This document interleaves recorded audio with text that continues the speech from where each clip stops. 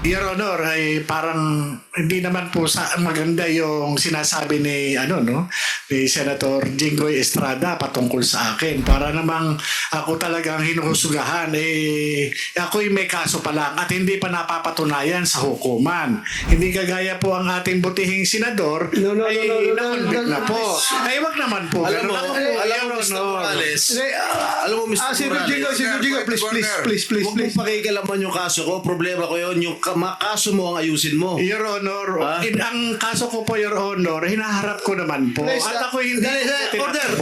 Order. Please, silence.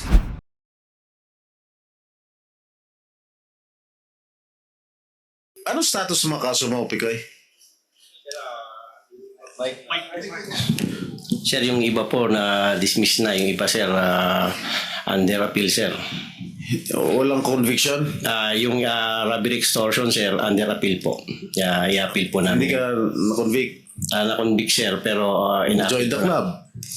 Thank you sir, salamat po. Welcome. Thank you sir. Mr. Enriquez, ano ba Yes, Mr. Chair. conversation ninyong dalawa? Mr. Chairman, bago po yan, with the permission of Senator Yes, Jinggoy, go ahead. we just saw a video which Mr. Morales took from his own recording of the CCTV. Recording in house. progress. Would that be correct, sir? Yes, Your Honor. Putol po eh. Sino po nag-edit? Yun po yung downloaded po doon Hindi sa po, dito po putol sa po eh. Hindi pa naman sila nag-goodbye sa isa't isa eh. Wala na eh. yun po nag-automatic po yung Your Honor dito sa memory sa cellphone, Your Honor. Eh, nasan po yung kabuuan? Ang hirap naman po magpresenta tayo ng video na pinutol lang po sa kagusto nating iputol doon. O nagkataon yun ang sabi ng cellphone. Kabuuang video po, nasan po? Nandito po sa cellphone, Your Honor. Pakisubmit po sa komite, Mr. Chairman, if you may. Yes, and number please submit two, to this committee the unedited recording of your yes, CCTV. Your Honor. and number Yung- two, sino po naglagay ng mga dialogue? Bali, nagpatulong po ako Sino nga po? sa pamangkin ko po. So kayo na lang po ang nag-supply ng mga nakasulat doon. Hindi naman po yan AI na lumalabas doon sa CCTV nyo na yung sinasabi ay lumalabas. Hindi naman po, Your Honor. So interpretasyon nyo na lang po yun, yung mga nakasulat doon. Based po doon sa Sa sinasabi po. pagkakarinig nyo. Opo. Apo. Thank you, Mr. Chairman. Thank you.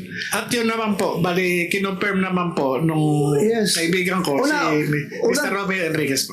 Unang tanong, bakit nandoon siya sa bahay mo? Si Mr. Romeo Enriquez. Bumisita lang po siya na bilang kaibigan at may dalang candy. Yun lang. Opo. kasi nga po, napanood niya po ako nung April 30. Napanood po niya ako doon yung sa nagkaroon po ng Senate hearing noon April 30, kinabukasan May 1. May 1. At napadaan lang siya sa bahay.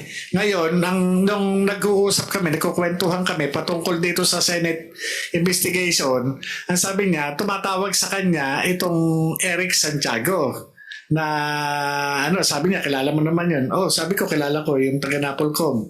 Do you think kasama yun sa plano niya pagpunta sa bahay mo na mag-uusap sila or coincidental lang na tumawag si Santiago? Hindi ko po alam kung meron na silang previous na pag-uusap o ano man po. Basta Kaya yun nga, po. that very important na i-submit mo to this committee yung unedited recording para kailangan natin yun. Yes, Your Honor.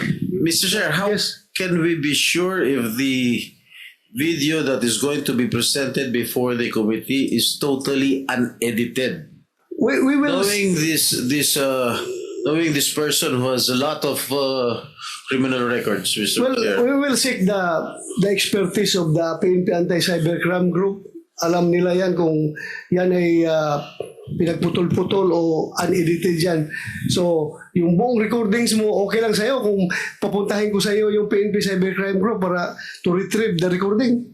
If it's okay with you. Your Honor, Your Honor, ay parang hindi naman po maganda yung sinasabi ni ni Senator Jinggoy Estrada patungkol sa akin. Para namang ako talagang hinuhusugahan, ako'y may kaso pa lang at hindi pa napapatunayan sa hukuman.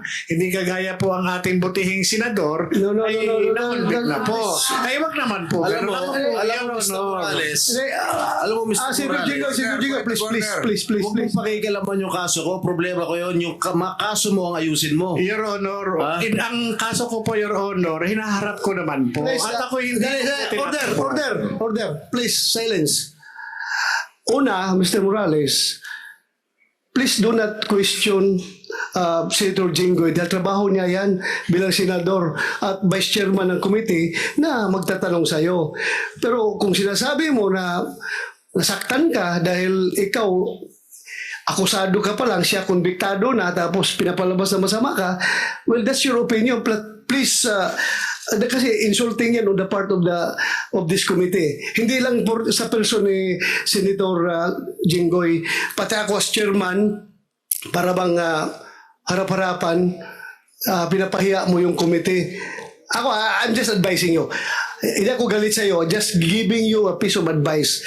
Si Senator Jinggoy ay nagpe-perform ng kanyang mandato as vice chairman of this committee.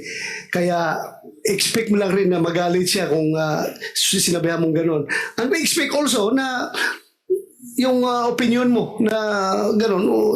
Pero sana huwag tayo humantong sa personalan dito, ha. Mawawala tayo sa ating objective.